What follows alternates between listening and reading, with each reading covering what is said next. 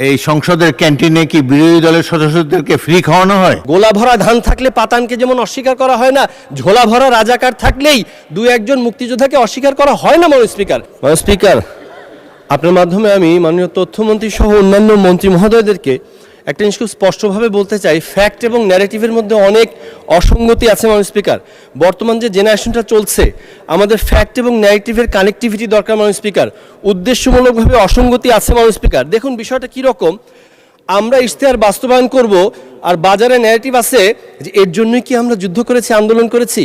মাননীয় স্পিকার, এই মহান সংসদে মাথার উপর বিসমিল্লাহ, দুয়ারে দুয়ারে সর্বশক্তিমান আল্লাহ, এখানে এতগুলো দাড়ি টুপির মধ্যে আমাদের এখানে আলাদা করে বারবার ধন্যবাদ আসার কথা ছিল। এটা অনেক বড় একটা ঘটনা মাননীয় স্পিকার বাংলাদেশের ইতিহাসে।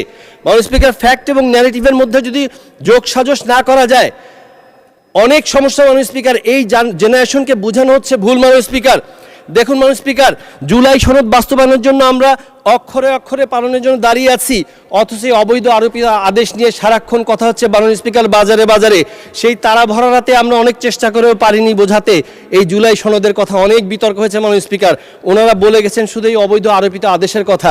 সেদিন রাতে আসলেই তারা ছিল মাননীয় স্পিকার, পরের দিন ওয়াকআউটের পরে দেখলাম যে মুষলধারে বৃষ্টি হচ্ছে। মাননীয় স্পিকার, রাষ্ট্র কি কথা বলে? রাষ্ট্র কি সিজদা দেয়? তাহলে রাষ্ট্রভাষা কি আর রাষ্ট্র ধর্ম কি? মাননীয় স্পিকার, অধিকাংশরা যেটা করে সেটাই হলো রাষ্ট্রভাষা।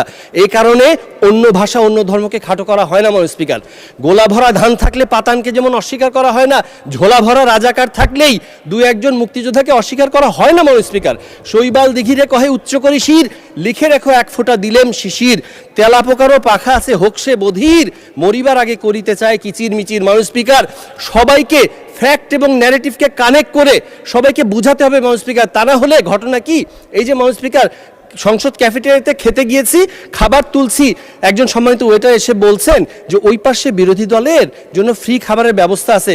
চেহারা দেখলে যে বিরোধী দল বোঝা